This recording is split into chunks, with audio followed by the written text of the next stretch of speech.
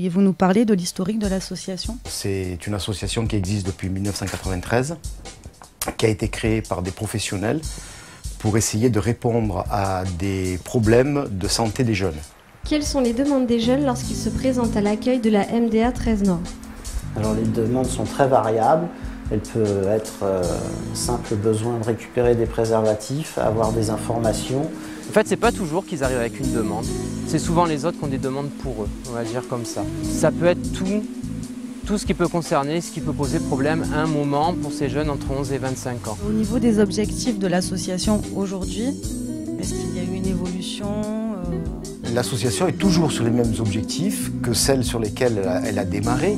Nous sommes toujours sur, à partir d'un accueil généraliste, c'est-à-dire qu'on accueille un jeune, quel que soit son problème, parce qu'on n'a pas de critères, si ce n'est, je dirais, les critères d'âge. Comment as-tu connu la MDA? Alors j'ai connu la MDA il y a à peu près 4 ans et c'était grâce à une éducatrice spécialisée. Quelles sont les difficultés que vous rencontrez à la MDA 13 Nord aujourd'hui? Les difficultés auxquelles nous sommes confrontés depuis mai 2009.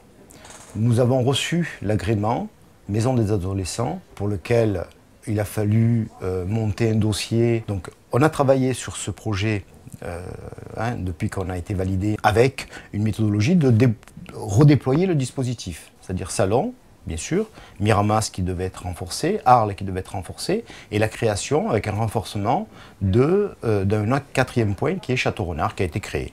Et puis, il se trouve qu'en janvier 2011, nous avons appris que la nouvelle agence régionale de santé n'allait pas financer le budget que nous avions proposé initialement et sur lequel nous avions été validés. Comment travaillez-vous avec la MDA 13 Nord avant qu'elle traverse ces difficultés? Alors j'ai travaillé avec la MDA 13 Nord de 2007 à juin 2011 dans le cadre de vacations.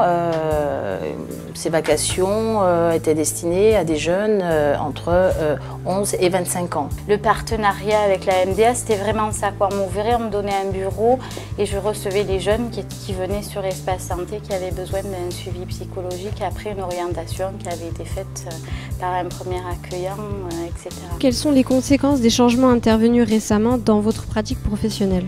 Les conséquences, c'est qu'il faut faire face à une énorme flexibilité de fait, dans le sens où les gens là, qui ont été embauchés pour 4 mois par exemple. Donc on a des collègues, on ne sait pas si dans 4 mois on pourra continuer à travailler avec eux ou pas. Ce qui en termes de suivi modifie forcément les choses. Moi j'ai fait une formation d'éducateur spécialisé. Au départ, on est des professionnels de terrain et on se rend compte dans tout ce qui nous est demandé, on nous demande plus d'être des techniciens maintenant. Il faut passer du temps pour écrire, il faut passer du temps pour évaluer, on est conscient que c'est nécessaire. Mais notre boulot au départ, c'est d'être sur le terrain avec les jeunes, c'est pas d'être dans un bureau à gratter du papier régulièrement. Les changements, eh bien, c'est surtout au niveau des relations et de ce que je venais de trouver auprès de mes partenaires intervenant sur l'activité, sur l'espace santé jeune, qui était pour moi extrêmement important à titre personnel dans ma pratique clinique de tous les jours. Voilà. Et puis bien entendu, le fait de ne plus intervenir avec autant de jeunes que dans le cadre de l'espace santé jeune. Ce que je trouvais bien ici, c'est qu'on pouvait rencontrer tout un tas de professionnels. Les jeunes venaient et s'il était suivi par quelqu'un d'autre, on pouvait se croiser, rencontrer le jeune. Les professionnels se rencontraient en se disant « Tiens, j'ai pensé à toi, à travailler avec ce jeune, il est là, je te le présente ». Ce qui n'existe pas dans les autres lieux en fait. Et ce qui était vachement bien ici, c'était vraiment ça. Selon toi, quelles conséquences y aurait-il si la MDA venait à disparaître? Moi, c'est simple, si j'avais pas pu, je pense, faire ce genre de projet, je pense que j'aurais un peu plus galéré, je pense, par rapport à ma formation que je voulais faire. Pour moi, je pense que ça a été hyper important que je sois passé par là. À partir du mois de juin 2011, nous avons dû arrêter toutes les prises en charge thérapeutiques et ça représentait pour nous 204 jeunes qui étaient en suivi thérapeutique. Nous sommes toujours quasiment dans cette situation-là. Nous avons pu récupérer par d'autres financeurs, pas au niveau de l'ARS, mais par des soutiens adaptés au niveau du conseil général, conseil régional, certaines municipalités. Donc nous avons pu remettre en place d'autres types de dispositifs pour essayer de répondre aux besoins de ces jeunes. Pour toi, est-ce important que des dispositifs soient mis en place pour les jeunes concernant la santé, la prévention, la sophrologie, etc.? De toute façon, à la base, la MDA, voilà, ça s'adresse à tous les jeunes. Je veux dire, à partir du moment où on est là pour une personne qui demande justement de l'aide, au niveau santé, au niveau psychologique, même tout ce qui est consommation et tout. Donc la MDA apporte un soutien pour les jeunes qui rencontrent simplement des difficultés. Pour vous, quelle est l'importance d'un dispositif d'accueil, d'écoute, de prévention et de soins spécifiques à l'adolescence? Bon, il est fondamental. La personne, qu'il soit jeune ou pas, c'est une personne, est prise en charge au niveau de sa demande. Et le fait qu'il n'y ait pas de mandat, que ce soit dans la libre adhésion et que ce soit dans la gratuité, fait que c'est quand même beaucoup plus facile pour ces personnes de venir et de demander de l'aide. Quel est votre message face aux bouleversements qui sont récemment intervenus à la maison des adolescents? Moi, le message, c'est justement tout le contraire d'un mot de la fin.